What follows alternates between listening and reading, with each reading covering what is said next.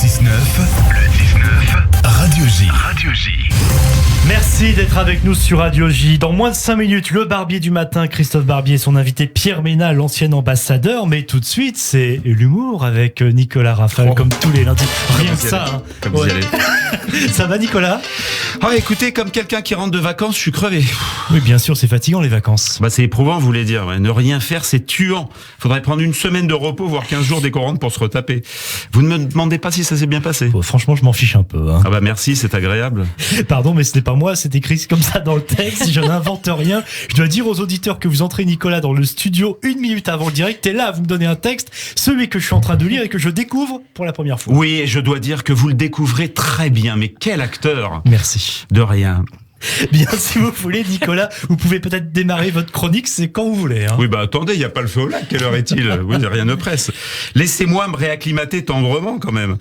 Bon allez, j'y vais puisque vous me semblez pressé d'enchaîner avec le trafic. Encore un matin pour rien, où je suis là, désespéré de l'attitude du monde, déçu par les nouvelles du week-end, qui ne font rien qu'à nous embêter.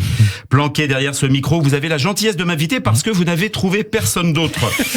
Venir faire le mariole 5 minutes durant, histoire de réveiller l'auditeur en slip, encore émoustillé par le rêve érotique de la nuit dans lequel, à l'approche du 7 mars, il ou elle a vu Philippe Martinez sur un char défilant entre République et Bastille en train de chanter du Diantel.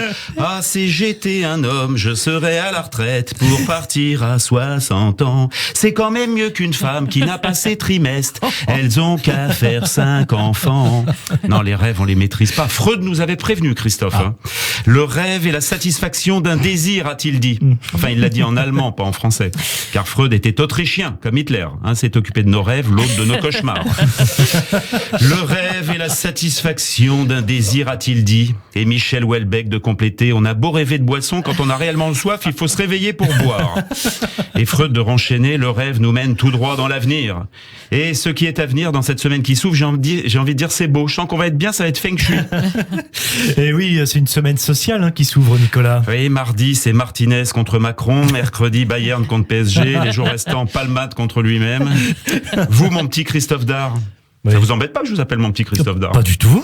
Bon, bah vous, si on devait examiner vos rêves, vous qui rêviez de prendre la place d'Ilana aux commandes de cette matinale, eh bien vous y êtes. Oui, Ilana Ferradian est partie en vacances, on l'embrasse d'ailleurs et je la remplace uniquement, je précise. Oui, bah enfin, regardez Macron en 2016, Hollande n'a jamais pu revenir. Hein. Ouais. Alors j'ai regardé sur ChatGPT, la nouvelle intelligence artificielle, j'ai posé la question, je vous assure que les réponses sont vraies, j'ai posé la question, est-ce qu'un animateur de la matinale radio peut remplacer une animatrice récurrente de la matinale? Et la réponse de ChatGPT est sans appel.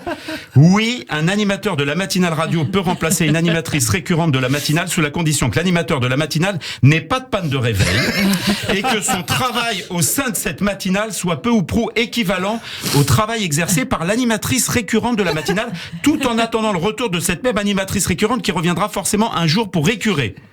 Récurrente. Enfin, non, il faut que ça progresse encore un peu. Ouais, ChatGPT, ça peut progresser sur les termes. Et j'ai même posé la question suivante. Est-ce qu'un animateur de matinale appelé Christophe Dard peut remplacer une animatrice de matinale nommée Ilana Ferradian?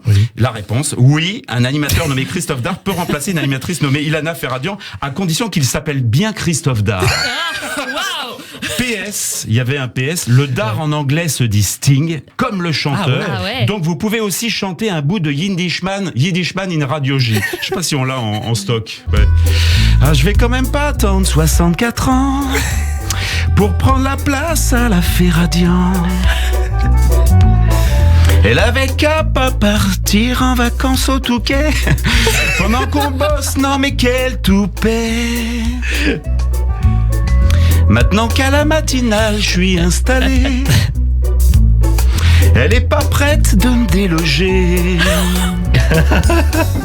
J'ai même appris l'hébreu, oui, tout le week-end. Maintenant je sais que oui, ça se dit Ken. Wow, je m'appelle Christophe Dard et je présente la matinale de Radio J. Je suis un Yiddishman in Radio J. Bravo Christophe, vous avez été très fort. Merci beaucoup Nicolas, on vous retrouvera la semaine prochaine. Tout de suite, c'est Christophe Barbier, le barbier du matin.